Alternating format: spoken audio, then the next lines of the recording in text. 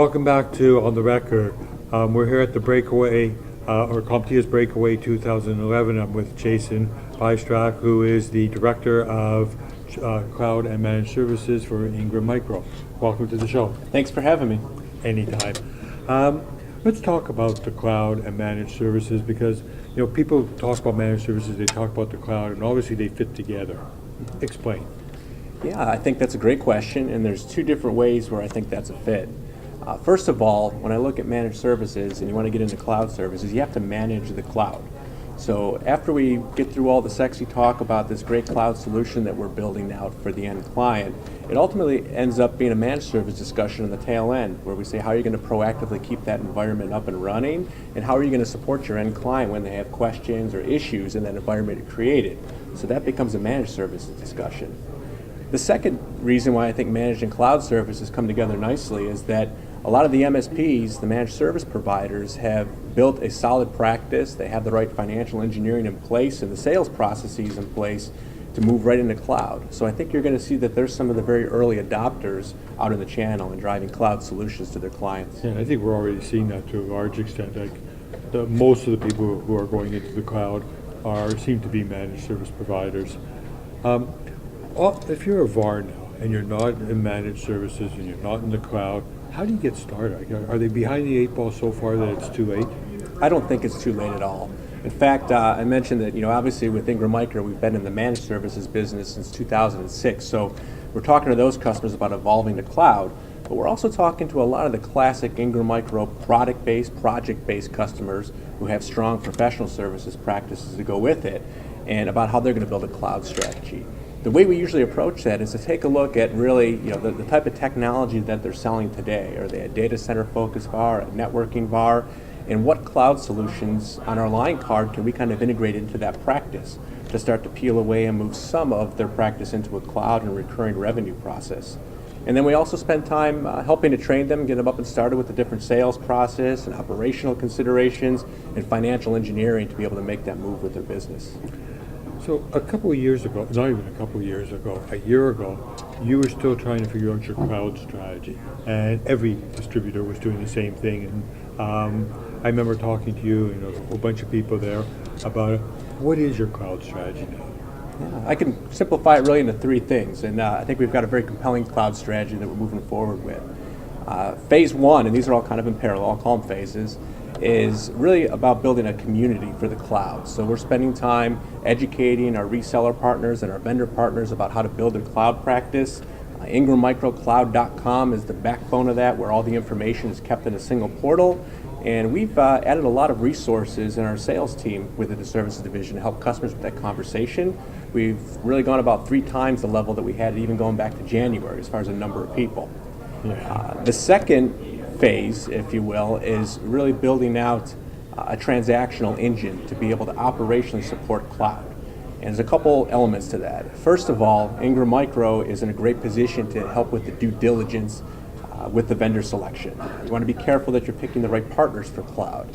And then once you've done that, we also need to make sure that they're financially viable, technically viable, going to deliver on that promise so the VARs are comfortable taking it to market. Then with the contracting process that we've established, we take a direct contracting position with these cloud vendors now. So that VAR has one resource to go to at Ingram Micro for the entire cloud portfolio that they partner with us on. Operationally, what this web portal that we're building and bolting on to IngramMicroCloud.com is going to do is help with the ability to basically bundle together multiple vendors for the cloud solution, and then handle purchasing, provisioning, service management, and invoicing all through one pane of glass, making it very easy for the VAR. And those first two phases that I mentioned really are worth nothing without phase 3, which is building a compelling line card of different cloud solutions. And one of the differentiators I think with Ingram Micro's strategy is that we focus on 2 types of models. There are those that are going to want to be a provider. They're going to want to deliver that cloud service themselves, and we've got tools to help them do all that. And then there are partners that are going to want to broker certain solutions where they don't choose to invest. They just want to use their relationship with the client, orchestrate all the IT needs, and then pull the trigger on it and have somebody else do the actual service delivery. So our line card is growing like crazy. We've added about 27 different vendors on our line card, and that's really about almost 3x again from January when we started rolling forward. And of course, Ingram doesn't have very many line card items, so it's good for them. Absolutely. But seriously speaking, if you look at it, before you were doing that, like, I mean, one of the biggest questions that everybody had was, well, who's going to own the customer? Mm-hmm. Well, if they're buying through a distributor, you guys have never owned the end user customer, never tried to own an end user customer. Matter of fact, I remember once somebody sent us an ad from Ingram that they wanted us to run, and it had something about their name on it, and it was going into a end user publication for something, and they went berserk on it because they don't want end users to even know who they are, which from a VAR's point of view, that's perfect. Like Yeah, I think it speaks to our contracting process. And as I mentioned, what we do is with that direct contracting model, we basically work with the vendor partner, and after we vet them out, do the due diligence, we have a master services agreement that defines the scope of work and SLAs and the service description. And then we have a back-to-back version of that we share with the VAR partner when they sign up for the service. And we encourage them to use the exact same master services agreement with their end clients. And that really creates the channel. It goes vendor to Ingram Micro to VAR to end client. And think about who does what. Some of those vendors do a great job delivering the service, partner with people like Rackspace and IBM and Symantec. Those are just viable names out in the channel that we go and aggregate. We take it to the reseller partners who are able to use their relationships as and trusted advisor status with their clients to put together those cloud solutions. So it's definitely a channel play, and we have no interest in going any other way. So to the VARs who aren't doing it, what would your message be to them right now? Like, because we know there's about 18,000 who are in managed services. A lot of them are starting to move forward into cloud, but there's another 62,000 or something between Canada and the U.S. What's your message to those 62,000?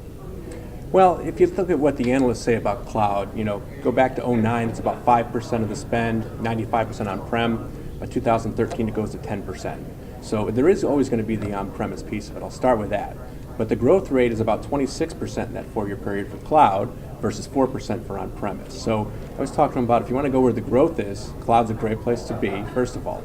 And as far as how they roll out a strategy, I think it starts with let's pick a solution and take it to market. Some of the ones that we see a lot of traction with right now would be basically email as a service. So we've got great partners like Intermedia that we work with, for instance, that are able to do hosted Microsoft products, Exchange and SharePoint, things like that. Very easy place to start. Secondly, security as a service. When you think about like endpoint protection, which a lot of people would say that if the data center is secure, you don't worry about the endpoint. Partners like McAfee, Trend Micro, and Symantec that we work with, it's a very easy sale to be able to go out there and make that a cloud-based solution because of the constant updates and less work and management. From the end client perspective, and from the VAR, it tends to be a more profitable model. So just to summarize, I think it really comes down to if you want growth, cloud's a place to be, and we can help you kind of handpick a few solutions that are already in your wheelhouse from a practice standpoint and be able to make them cloud-based. You didn't mention storage. Storage is huge. I would think so. Just like it seems like those are the three that you would expect to hear. Yeah. Well, for storage, I mean, it's, you think about you back up the server, the endpoint device, and we've got solutions for both. VaultLogix and IBM are two of the partners that provide those solutions, and they've been great to work with. The growth has been explosive. Jason, as always, it's been a pleasure. Well, it's great speaking with you. Thanks again for having me. Anytime.